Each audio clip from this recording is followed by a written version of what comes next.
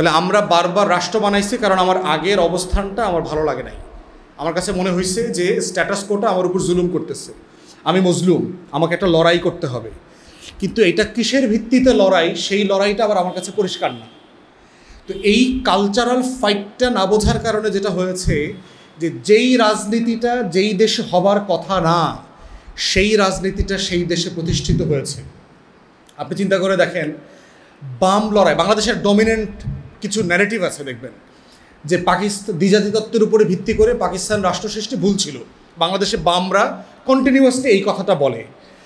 তাকে পরবর্তী প্রশ্নটা কেউ করে না যে পাকিস্তান না হইলে স্বাধীন বাংলাদেশটা কিভাবে হইতো, এইটার প্রসেসটা একটু বলেন। মানে আমি যদি বাংলার অধিকাংশ জনগণ 47-এ মুসলমান না হইতো, তাহলে এই বাংলা কি হিস্টোরিক্যাল বাংলা থেকে ভাগ হইতো কিনা, বাংলা বিভক্ত হইতো, তারা পুরোটা মিলে ভারতের অংশ হইতো। তাহলে ভারতের অংশ হইলে আপনি স্বাধীন বাংলাদেশ কিভাবে হইতেন? বাংলাকে স্বাধীন করবার জন্য তখন তো একটা প্রজেক্ট ছিল। সুভাষচন্দ্র বসু, শরৎচন্দ্র বসুরা তো চেষ্টা করেছে। শরৎচন্দ্র বসু, তারপরে কিরণ শঙ্কর রায়, সোহরাওয়ার্দী, এরা সবাই তো, আবুল হাশেম, এরা তো সবাই অবিভক্ত বাংলা করতে চাইছে। তারা তো সবাই মিলে জিন্নার কাছেও গেছে। জিন্না বলছে আমার কোনো আপত্তি নাই, আপনারা যদি একসাথে রাষ্ট্র থাকেন আমার কোনো আপত্তি নাই। তবে জিন্না সোহরাওয়ার্দী সাহেবকে এটাও বলে দিচ্ছে এই রাষ্ট্র আপনারা বানাইলেও স্বাধীন রাখতে পারবেন না, আপনাদের খায়া ফেলবে ভারত। আর যখন শরৎচন্দ্র বসু গেছে আপনার কংগ্রেসের নেতাদের কাছে, তারা কি বলছে? বলছে না, এরকম রাষ্ট্র হবে না, বাংলা ভাগ করে দিব। তাহলে যারা এই বয়ানটা কায়েম করলো বাংলাদেশে, এবং বাংলাদেশে বলা হয় যে ভারত বিভক্তির জন্য দায়ী হইল জিন্না, দেখবেন এই ধরনের কথা বলে, ভারত কেন বিভক্ত হয়েছে এর জন্য দায় হইল মুসলিম লীগের। একদম এক্স্যাক্টলি অপোজিট ঐতিহাসিক রিয়েলিটি।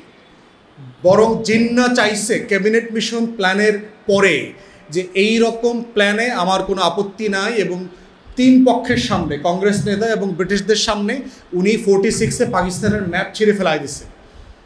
যে আপনারা যদি, এখন তো ওই আলোচনা ঢুকতে পারবো না, ক্যাবিনেট মিশন প্ল্যান ABC যে মডেলে তখন রাষ্ট্র একটা ফেডারেশন করার প্ল্যান করা হয়েছিল আমেরিকার মডেলে, এবং সেখানে ক্ষমতার ভারসাম্য থাকবে, প্রেসিডেন্ট এক ধর্ম থেকে হবে, প্রাইম মিনিস্টার এক ধর্ম থেকে হবে, স্পিকার এক জায়গা থেকে হবে, এবং এটা রোটেট করবে। এই প্রকল্প তো জিন্না মেনে নিয়েছে, মুসলিম মেনে নিয়েছে। নেহেরু রুমের ভিতরে মিটিংয়ে মেনে নিছে, বাইরে এসে প্রেস কনফারেন্সে বলছে যে আমি এই পরিকল্পনার সাথে একমত না। তাহলে ভারত বিভক্তটা কে করলো? ধর্মের ভিত্তিতে এই দেশটাকে তো কংগ্রেস ভাগ করেছে, মুসলিম লীগ করে নাই, জিন্না করে নাই। তাহলে অথচ দেখেন পুরো ন্যারেটিভটা কি চাপায় দিচ্ছে আমাদের উপরে, যে এই দ্বিজাতিতত্ত্বের উপরে পাকিস্তান বানানো ভুল সিদ্ধান্ত, মুসলিম লীগ জিন্নার কারণে এই সাম্প্রদায়িক রাজনীতি তৈরি হয়েছে, এই বক্তব্যটা হিস্টোরিক্যালি চালায় দিয়েছে। এবং এই বিশাল জনগোষ্ঠীর ভিতরে এইটাকে কাউন্টার করা, চ্যালেঞ্জ করা কোনো চেষ্টাই আমরা দেখলাম না। তাহলে চেষ্টা না করার মধ্য দিয়ে আপনি কি করেছেন?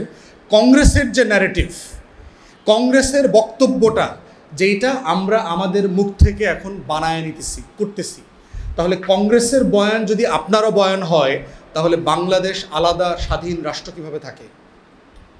এটার সাথে একটা যায় না তো, মানে একটা তো হিস্টোরিক্যালি একটার সাথে একটা কন্ট্রাডিক্ট করে। কিন্তু এই কন্ট্রাডিকশনগুলো এই পলিটিক্সকে আমাদের এখানে এস্টাবলিশ করেছে বামপন্থীরা, সিপিবি পার্টিকুলারলি। এবং সিপিবি কখনোই বাংলাদেশের রাজনীতি করে নাই। এই কমিউনিস্ট পার্টি ঐতিহাসিকভাবেই খুবই লো কোয়ালিটির পার্টি, কিন্তু এগুলো আপনারা যদি সিপিবির পলিটিক্সটা পড়েন, এরা কেউই মার্কসের লিটারেচার পড়ে নাই। এরা মার্কসের তাফসির যেগুলো কলকাতায় করছে, ওই তাফসিরটা এখানে পড়ছে। এবং ওই তাফসিরগুলো কারা করছে? ব্রাহ্মণরা করছে, জমিদাররা করছে। অতএব ব্রাহ্মণের যে জাতপাতের ভিউ, তার যে অখান ভারত, বিজেপির রাজনীতির যে টানেল ভিউ, তার যে সুপিরিয়রিটি, তার যে জমিনদারি সিস্টেম, কলোনিয়াল মডেলকে, ব্রিটিশদেরকে দেবদূত বানানো, মুসলমানদেরকে, মোঘল এম্পায়ারকে অপর বানানোর যে রাজনীতি, সেই টানেল দিয়ে সে মার্কসের তাফসির করছে, এবং এইটা মুসলমানের বাচ্চাদেরকে এখানে বুঝাইছে এগুলো। তো এই পলিটিক্সের শিকার হইতে হয়েছে আমাদের সবাইকে। আর ইন্টেলেকচুয়ালি বিএনপি আওয়ামী লীগ তো ভেরি শ্যালো, তার তো বুদ্ধিভিত্তিক দৈন্য দশা ব্যাপক। এবং এটা তো এখন মঞ্চগুলোতে কে কোন মঞ্চে গিয়ে বক্তব্য দিচ্ছে, মেহমান হচ্ছে, দেখলেই বুঝতে পারছেন যে এত বড় বড় দল গণ অভ্যুত্থান হয়ে গেছে, যারা শহীদ প্রেসিডেন্ট জিয়াউর রহমানের রাজনীতিটাই ব্যাখ্যা করতে পারছে না, নতুন প্রেক্ষাপটে সেটাকে রেলেভেন্ট করে রাখতে পারছে না।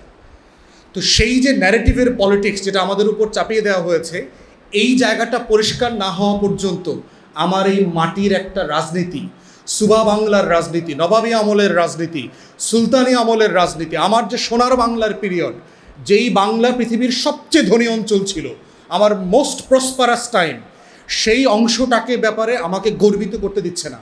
বলা হচ্ছে মিস্টার বিন, দেখছেন মিস্টার বিনটা শুরু হয় কেমনে, দেখছেন না?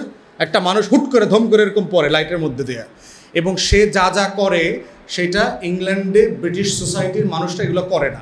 এটাই তো আইডিয়াটা, থিমটা। আমাদের পুরো মুক্তিযুদ্ধের ন্যারেটিভ, আমাদের বাংলাদেশ রাষ্ট্রের ন্যারেটিভটা দেখবেন, ওই হঠাৎ করে 71 সালে একটা রাষ্ট্র ঠুস করে উপর থেকে পড়ে গেছে, আমার কোনো আগের ইতিহাস নাই। দেখবেন আওয়ামী লীগের বয়ানটা দেখেন শুরু হয় 52 সাল থেকে। 52 সালে এটা হয়েছে, 66-এর এই 6 দফা আন্দোলন, 69-এর গণ অভ্যুত্থান, 70-এর নির্বাচন, 71-এর মুক্তিযুদ্ধ। এই তো আওয়ামী লীগের ন্যারেটিভ না, গল্পটা না? এর আগে কি রাষ্ট্র কি 50-60 বছর 80 বছরের রাষ্ট্র হয়? সম্ভব? রাষ্ট্র হইতে হইলে অ্যানথ্রোপোলজি যারা আছেন তারা বলছেন যে মিনিমাম 3000 3500 বছরের হিস্ট্রি লাগে। ন্যূনতম 500 700 800 বছরের ইতিহাস না থাকলে রাষ্ট্র হয় না, জাতি হয় না। আমার রাষ্ট্রটা হইল কেমনি? 71 সালে ঠুস করে আমি মিস্টার বিনের মতো পড়ছি। তাহলে আমাকে কে আমার এই ঐতিহাসিক সবচেয়ে গোল্ডেন টাইমের সাথে আমাকে ডিসকানেক্ট করলো কারা? কোন পলিটিক্স, কোন ন্যারেটিভ? এইটা যদি আমাদের এই 24-এর তরুণরা না বোঝে, আগামী দিনে রাষ্ট্র প্রকল্প আবার ব্যর্থ হবে। আমরা আবার দিল্লির প্যাটার্নে ঢুকে যাব।